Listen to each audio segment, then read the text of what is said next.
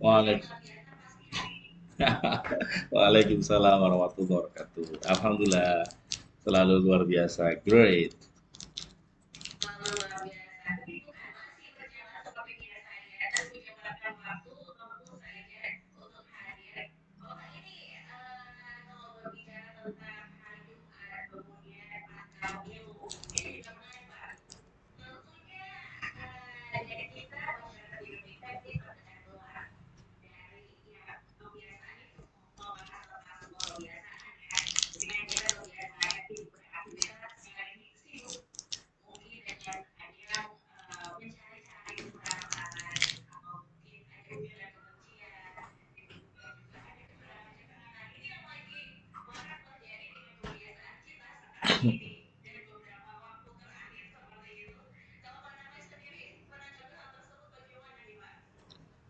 Ya, ya kalau kalau kalau bayangan saya ya, saya juga termasuk ikut ya bagian dari masyarakat yang merayakan pesta demokrasi dengan memilih kan.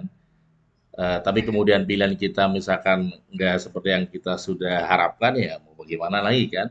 Sebagai warga negara saatnya ya kita mempercayakan kepada sistem yang ada.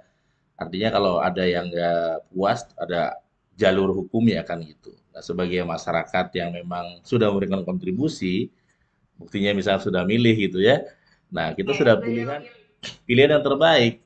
Sehingga kalau sudah pilihan terbaik ya beberapa kali saya juga yang saya pilih berhasil menang, ada juga yang gagal juga ya. Tapi ya udah udah milih kan. Nah, tapi poin yang ingin saya sampaikan bahwa eh, kemarin yang maju menurut saya adalah putra-putra terbaik ya. Semua sudah yang terbaik versi seleksi dari partai dan sebagainya. Buat kita sebagai warga masyarakat, ya kita mari sama-sama bekerja sama lagi.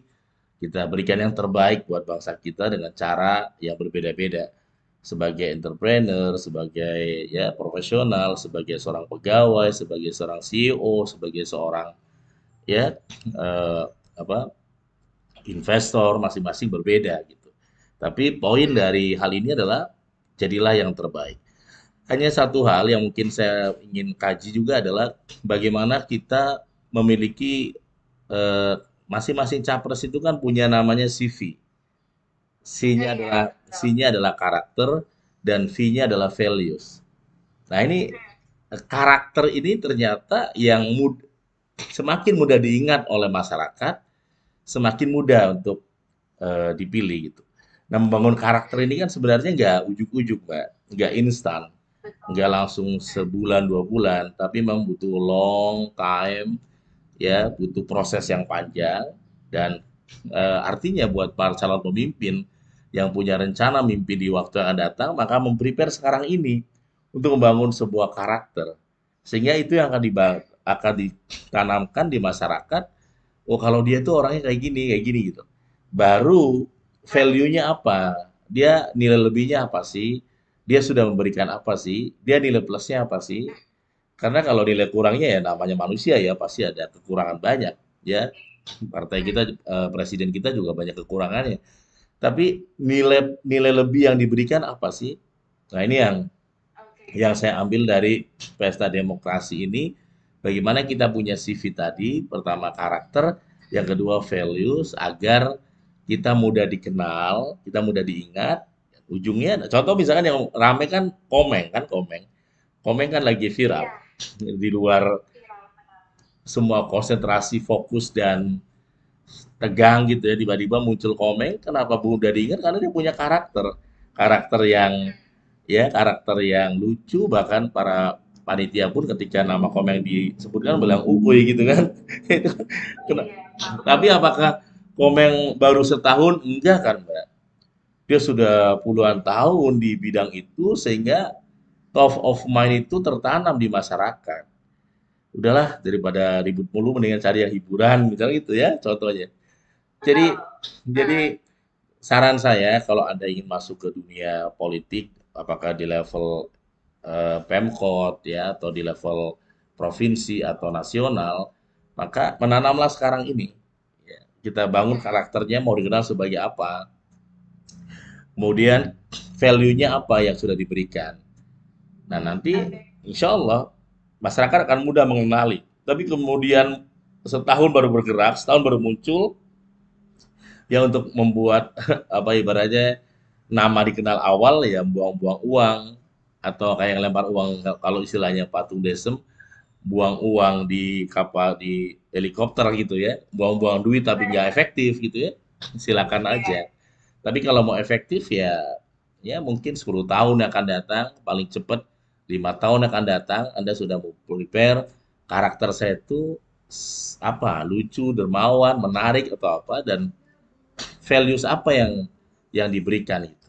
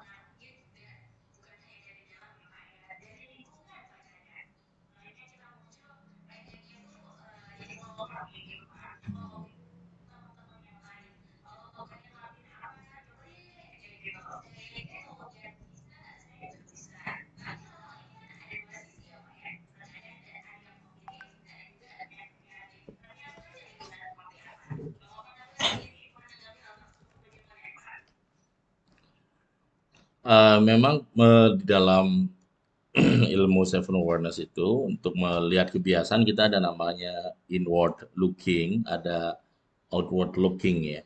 Jadi kalau kita mau lihat misalkan inward looking, maka kita harus misalnya menganalisis kebiasaan-kebiasaan buruk kita yang kemudian kita akan transformasi di bulan atau di tahun yang akan datang itu misalnya. Nah, ini juga harus dimulai dari kita ketika kita menggunakan pendekatan inward looking ya. Tapi ketika kita menggunakan pendekatan outward looking, maka kita melihat kebiasaan orang lain. Kebiasaan orang lain yang orang lain ini dia punya persamaan, tapi dia lebih maju daripada kita. Misalkan kita punya teman SMA, itu kan kita punya persamaan sama-sama pernah sekolah yang sama, tapi kemudian ternyata kenapa dia sudah bisa membawa orang tuanya umroh atau haji misalnya.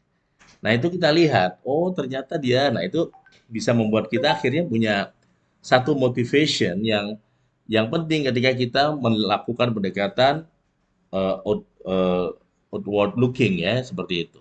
Tapi kalau kita mau ke dalam, ya kita harus lebih sadar diri bahwa tadi tuh saya jelek loh kalau ngomong sering nyeletuk ke orang. Nah, itu juga kalau kita sadar lebih dulu bahwa nyeletuk itu kita ke orang sedang bicara nggak bagus, nah itu lebih lebih hebat, Mbak. Tapi persoalannya adalah kesadaran diri ini yang paling sulit kan, karena nggak terlihat. Apalagi seolah-olah memberitahu aib dia. Gitu. Padahal itu bukan aib, itu sesuatu yang ya citra diri yang harus diperbaiki, harus dipoles. Gitu. Harus diperbaiki ya, harus selalu diperbaiki, diperbaiki. Kalau tadi kita bicara mengenai presiden yang terpilih nanti atau sekarang kita lihat prosesnya, kan juga bagian dari citra diri yang dipoles gitu.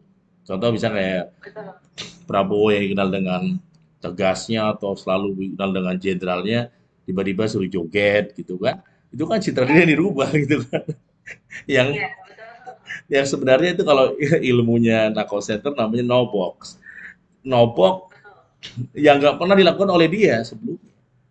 Tapi ya citra diri itu dirubah akhirnya memberikan hasil yang berbeda kan.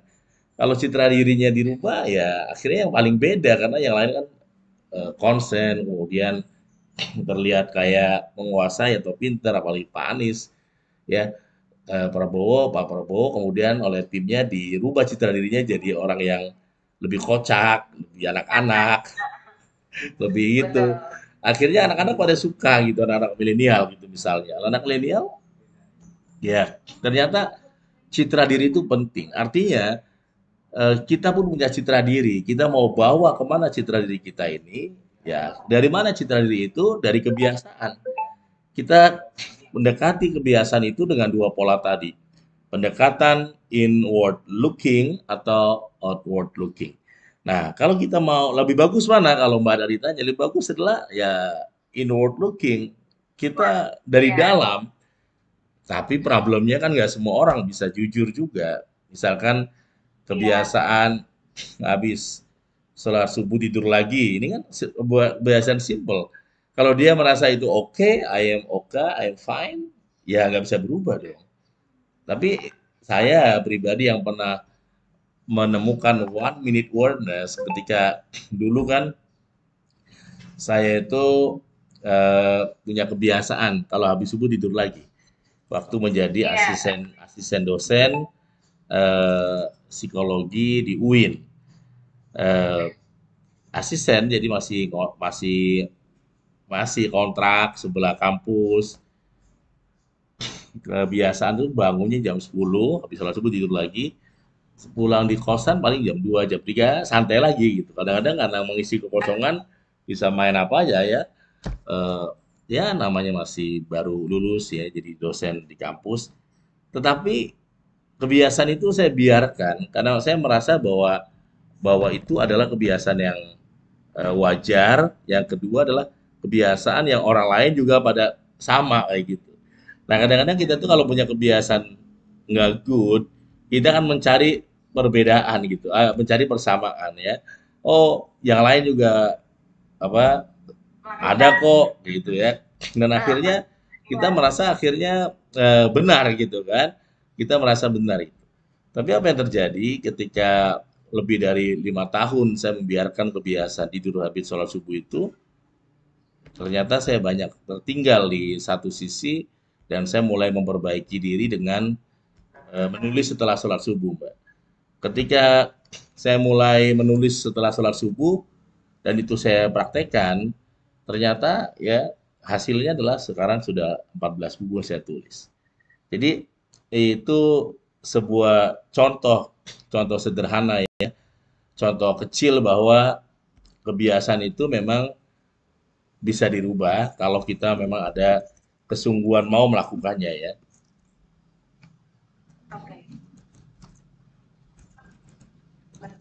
Halo? Loading ya? Halo, Mbak? Ya, ya. Jadi pengalaman saya sendiri bahwa change habit ya harus dengan jadi ada namanya existing habit, ada namanya new habit. Jelas ya? Suara jelas? Ya. Jadi existing habit, kebiasaan yang sudah mendarah daging, kebiasaan yang sudah kadang-kadang kita pun ngerasa udah sulit ya, angel gitu ya, angel udah nggak mungkin bisa berubah ya. Bahkan yang ngomong itu pun bukan orang lain, kita sendiri. Kenapa? Karena sudah eksis banget. Contohnya apa? Contohnya misalkan ada orang yang sehari itu kalau habis makan pasti ngerokok. Ini sudah existing, sudah mendarah daging, bukan lagi bulanan itu, Mbak. Sudah ada yang 10 tahun, ada yang sudah 5 tahun. Nah, ini mau ngubah kebiasaan seperti ini memang nggak instan.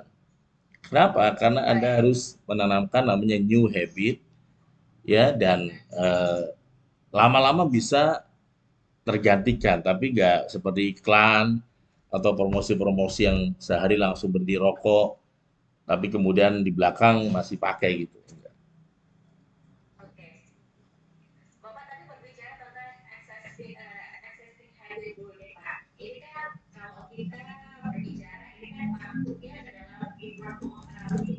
Ya,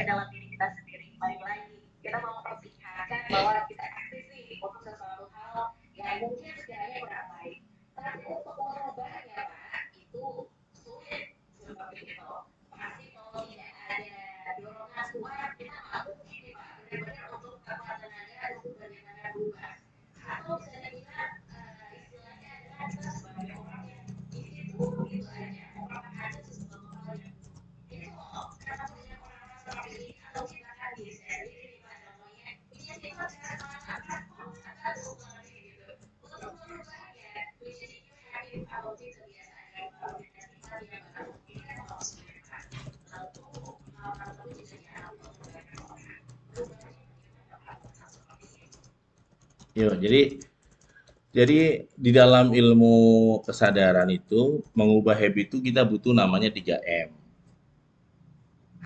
M yang pertama adalah metode. Jadi harus ada metode bagaimana change existing habit. Nah, pengalaman saya buka kelas yang 21 hari itu bagian dari metode bahwa existing habit akan runtuh kalau kita punya new habit dan kita strong, kemudian kita strong integrationnya kita strong selama 21 hari gak putus, diulang lagi sampai 3 bulan, Mbak, itu akan jadi new habit.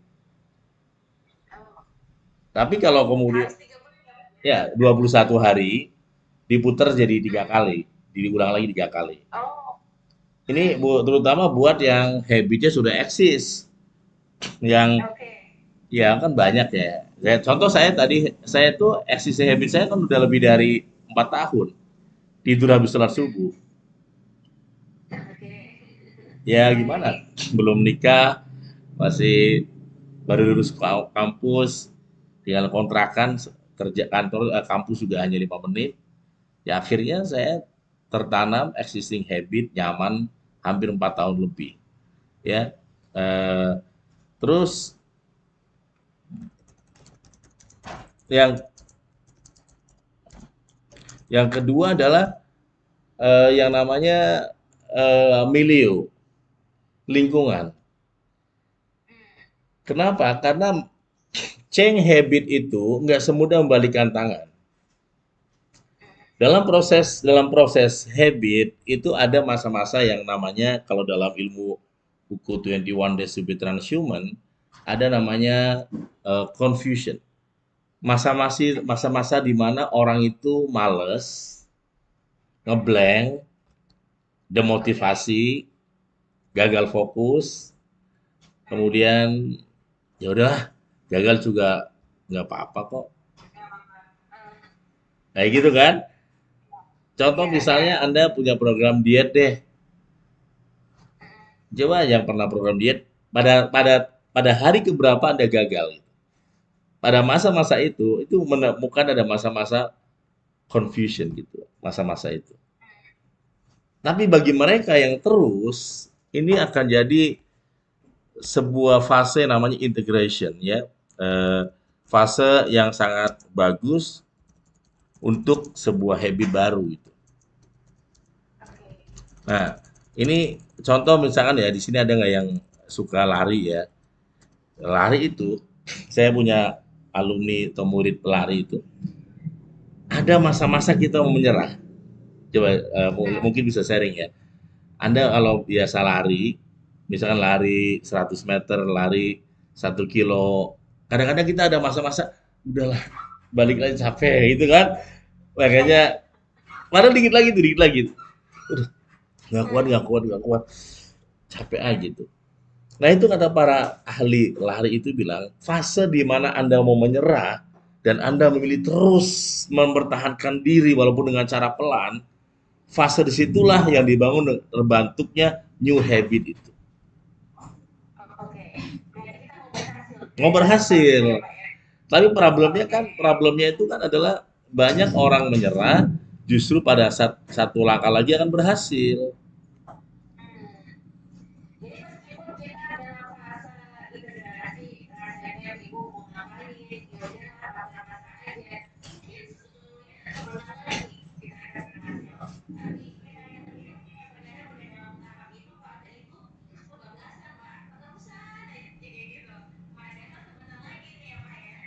Ya, ya itulah talk show kita memberitahu ke mereka kalau mau change habit itu memang nggak semudah membalikkan tangan ya. Maka tadi kita butuh 3 M, metode ya, kemudian milieu ya, satu lagi mentor ya, mentoring penting sekali ya. Jadi saya ada eh, buku yang 21 hari ya. Bentar ya. Aiwan, Aiwan, minta buku dong 21 Days. Jadi itu contoh 21 Days itu adalah metode. Buku ini kan sebenarnya disebarkan di Gramedia, Ada ya Pak ya? ada. Tetapi orang beli ke Gramedia, dia nggak dapat 2 M-nya. M yang pertama, miliunya dia nggak ada, ngerjainnya sendiri. Nah, yang Mbak datang ke Gramedia, ada buku karya Pak Nakoy, dia praktekin, ikutin, tapi nggak kenal saya, nggak tahu nomor Oke. teleponnya, nggak tahu komunitasnya, itu jauh lebih mudah, gampang gagalnya. Oh, Karena buku ini memang ada di seluruh Gramedia ada juga. Yang kedua, dia tadi metodenya dia punya, tapi mentornya nggak ada mentoringnya. Dia nggak langsung dapat ilmu dari penulis bukunya atau dari timnya, itu jauh lebih mudah gagal gitu, Mbak. Jadi baik. jadi untuk melakukan sebuah transformasi dari habit, ya tadi kita butuh 3 M, dan 3 M itu kemudian dilatih terus-menerus ya, every day until 21 days. Baik. Terutama khususnya untuk anak muda zaman sekarang Bapak yang seringnya itu hobi Nah ini Mbak, mainan. ini Mbak, Jadi nih, ini. salah satunya apa? Nah ini lihat Nah, bukunya. ini bukunya. Nah ini Jadi covernya warna hijau, ya yang anaknya masuk ini di Gramedia banyak seperti itu. banyak Nah, banyak. jadi akhirnya bisa langsung membelinya. Karena Ya. memang kalau misalkan tidak ada mentor, tidak ada metode yang mungkin kita kerjakan, ya habit itu sesuatu hal yang tidak buruk bagi kita dan orang lain juga sudah membenarkan bahwa itu merupakan hal yang buruk, masih akan terus ya Pak ya kita lakukan. Nah, dengan mungkin melalui buku dulu ya Pak ya, kita Ya, bisa untuk belajar metode-metodenya seperti itu ya Pak. dan buku ini kan bagi mereka yang beli buku bisa ikutin coachingnya. Saya kalau hanya buku aja. Jadi Oke, karena sekarang sudah zamannya zaman now, udah gampang. Kalau Anda beli buku di Gramedia atau di Napo Center, langsung cari aja di IG-nya. Kan contoh ada IG-nya, IG Nakoy. Kemudian bisa komunikasi, nanti tim saya akan memberitahu link Zoom-nya. Nanti hari Kamis yang akan datang bisa langsung join. Kita kita bedah oh bagaimana langsung ya Pak. change habit ya in 21 days gitu. Oke, karena di sana terus saja ya kalau misalkan tidak ada barengannya, tidak ada temannya, rasanya kurang semangat seperti itu. Jadi Ya, kalau ya. misalkan setiap hari Kamis kumpul ada teman-temannya, kemudian juga memiliki semangat yang sama, tentunya semangat untuk perubahan atau mengubah ini lebih semangat lagi. Seperti itu ya Pak Nova ya. Dan satu lagi, walaupun kita ada temannya, tapi nggak ada mentor, itu juga sedikit problem. Saya ingin Kurang. contohkan gini, Uh, saya ikut apa gym gitu di satu mall di Tangerang Selatan ini di BSD. Waktu itu saya kalau ke tempat gym itu yang saya cari yang paling nyaman, yang bisa nonton Oke. film layar gitu, ada TV-nya kan, HBO-nya ada. Yang saya pilih adalah naik sepeda statis. Sepeda itu Oh ya. ya. Ya kan bisa pelan sambil lihat pemandangan mall gitu ya. Itu kayaknya saya diperhatikan oleh beberapa panitia, melihat bahwa sampai setahun saya di gym itu nggak ada perubahan apapun kata dia. Kalau datangnya kemudian Statis cari ya Pak. cari yang paling nyaman, yang paling enak sambil dengerin pakai headset, dan saya kecepatan sepeda juga bisa diatur kan yang pelan itu. Betul. Langsung dia bilang, "Bapak ada target nggak?" Wah, bingung kan? Iya, ada target, nggak mungkin Bapak milih yang ini gitu. Kemudian Oke. bagaimana caranya? Ikuti personal coachingnya. Akhirnya saya ikutlah, ada mentornya, ada pelatihnya, dan pelatih itu kemudian pada saat kita 1 jam dengan pelatih, ya babak belur yang nggak enak, nggak ada yang Kenapa Pak? nggak ada yang dilatih itu nyaman, badan tuh sakit semua ibaratnya. Mulai dari angkat barbel, Betul. kemudian pokoknya lari-lari apa ya, kayak pemain bola yang lari di tempat gitu kan, narik tambang gitu. Pokoknya 1 jam itu rasanya pengen mau santai selama 1 tahun lah gitulah, lelahnya itu 1 jam itu. Tapi apa yang terjadi setelah di coaching oleh personal coach di gym ini, saya sadar bahwa kalau saya biasakan datang ke sini 1 jam polanya itu, megang ini, bagian itu, setahun aja akan ada perubahan yang saya alami gitu. Oke. Terbukti waktu itu Tapi pernah saya ada PHK ya iya, Pak ya? saya Tapi tetap ada perubahan. ada. Malah saya pernah mijit teman itu pundaknya, ih keras banget sih. Padahal menjadi biasa gitu. Wah ini biasa di gym ya gitu. Contoh-contoh sederhana gitu. Nah itu dalam hidup kita juga sama. Kita butuh 3M, ada metode bagaimana 21 hari kita berubah, ada miliunya, ada teman-teman yang saling mensupport, karena kita ada masa-masa confusion tadi, masa-masa ngeblank, bingung, malas, dan ada mentoring yang tahu di mana lemahnya kita, tahu di mana motivasi kita, tahu di mana kemudian passion kita, sehingga kemudian kita bangkit lagi, dan mentor itu akan memberikan jalan ini, sehingga kita jauh lebih cepat gitu. Makanya makanya adalah Betul. kelas 21 hari ini yang setiap hari Kamis itu. Baik. Bapak ini ternyata waktu berjalan dengan cepat sekali ngobrol dengan Pak Napai. Rasanya itu cepat berlalu karena saking serunya seperti itu. Sebagai closing statement Bapak untuk tema kita hari ini mengubah kebiasaan kita, monggo Bapak dipersilakan. Ya udah selesai ya? Iya. Iya cepet ya. Ya, terima kasih untuk Apredio, terima kasih untuk teman-teman di Hong Kong, di Indonesia, dimanapun ya, Mbak Joplo dan teman-teman. Jadi ya memang salah satu yang harus kita sadari mengenai change habit adalah tadi kita harus sadar dulu ada nggak existing habit yang kita rasanya kita pun mengatakan angel lah atau sulit. Anda temukan itu, Anda cari itu, Anda cari existing habit. Misalkan orang bilang saya itu nggak bisa nulis panako. Nah itu existing habit itu Anda cari dan Anda ikutilah kelas di 21 hari itu. Saya itu orangnya Baik. kalau ngomong grogian, nah itu Anda temukan existing habitnya, baru nanti kita bangun new habit selama 21 hari. Baik. Jadi ini merupakan salah satu metode untuk mengubah kebiasaan kita. Bagaimana tadinya kembali lagi nih karakter-karakter kita yang mungkin kita rasa ada kurang seperti itu hal tersebut mulai yuk untuk kita ubah untuk menjadi sesuatu hal yang positif dan lebih baik lagi. Kali-kali aja seperti tadi di awal Anda merupakan salah satu sosok luar biasa di masa depan seperti itu. Pak Nafri, terima kasih Terima ya untuk kasih. ngobrol-ngobrolnya minggu hari ini ya Pak. Next minggu depan kita ada tema apa lagi? Pokoknya PKB-nya tetap stay tune dan dengarkan selalu up awareness setiap hari Jumat dan 10 lewat 15. Tapi pamit, terima kasih Pak Nafri sekali lagi. Wassalamualaikum warahmatullahi wabarakatuh. Waalaikumsalam warahmatullahi wabarakatuh. Terima kasih.